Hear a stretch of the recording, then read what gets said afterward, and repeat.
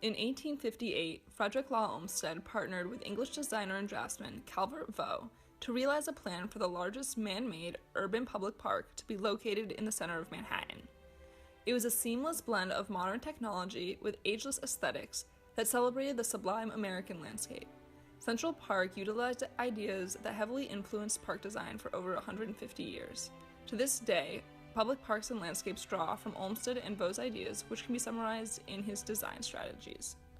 The first is that a landscape architect must always respect the genius of a place, or in other words, consider the unique qualities a specific landscape has. Olmsted and Vaux really had to work with the site. They kept the exposed bedrock where it was as a feature in the landscape and transformed the marshy areas at the south into ponds and streams. Luna Island at Niagara Falls State Park is a great example of a contemporary park that respects its site and works with the landscape. The design provides a new sculpted landform made from rustic stone outcroppings. Native plantings replace invasive species and adapt to the sculpting influences of wind and ice, contributing to the development of the picturesque aesthetic of the landscape. The second design criteria emphasized the importance of the big picture. For Olmsted, the details that made up a project were less important than the whole. This is what he thought separated landscape architects from gardeners. In his mind, no individual tree or flower was of any importance without its context, and should not be treated with great importance during design. The Lurie Garden in Chicago is also about the larger vision of the landscape as a whole, and even the vision of the garden within the greater context of Millennium Park. The design encompasses two plates of plantings with a large diagonal walkway through the center that connects the Great Lawn to the Art Institute of Chicago. Aside from material and planting choices, there isn't much specificity placed on the creation of different zones within the park. The third strategy explained that designers should aim to conceal art or aim for the unconscious. According to him, visitors to the park should never see the infrastructure that allows this park to exist. It's all part of a grand illusion that makes the visitor believe that the park was simply found like this, that it was a gift from nature. Olmsted's love for the purity of nature led him to request that Yosemite be set aside as a protected state park.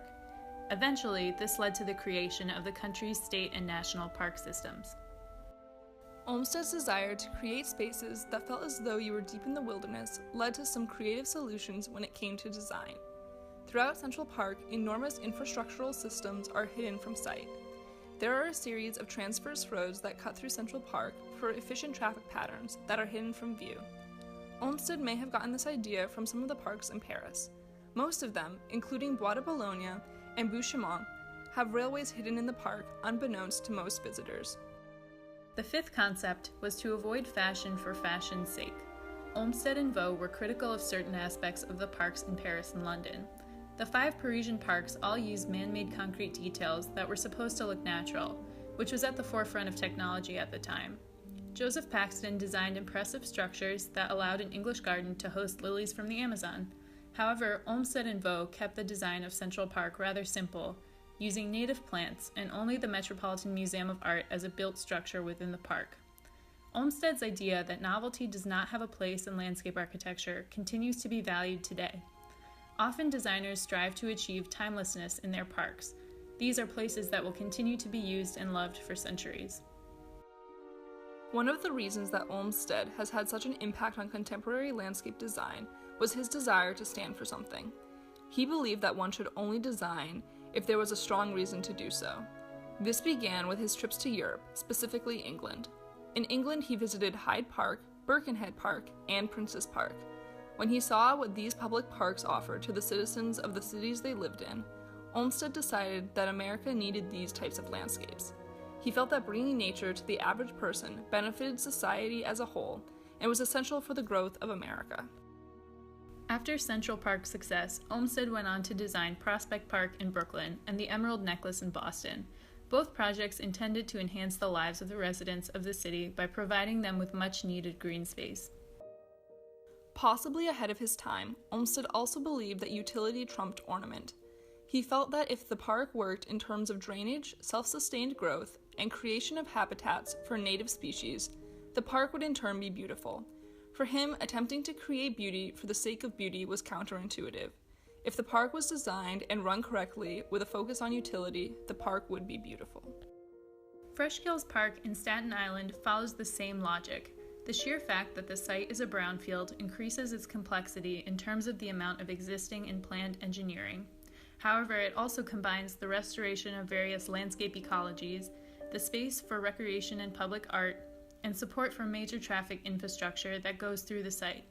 It is beautiful because everything about it has a purpose.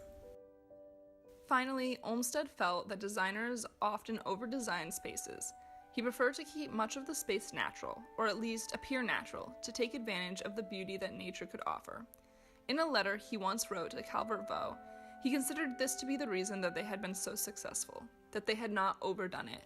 Never too much, hardly enough. One of the most well-known areas of Prospect Park in Brooklyn is the Long Meadow, which covers approximately 90 acres. This area, which takes after the English pastoral garden, is elegant and breathtaking simply for the fact that it is expansive and empty. It seems as though there had always been a meadow of its size there, and that Olmsted had preserved it. Frederick Law Olmsted was a man of many talents. He was a surveyor, an importer, a farmer, and a journalist, but most importantly, he was the first designer to be given the title of landscape architect, due in part to his immense influence on American landscapes.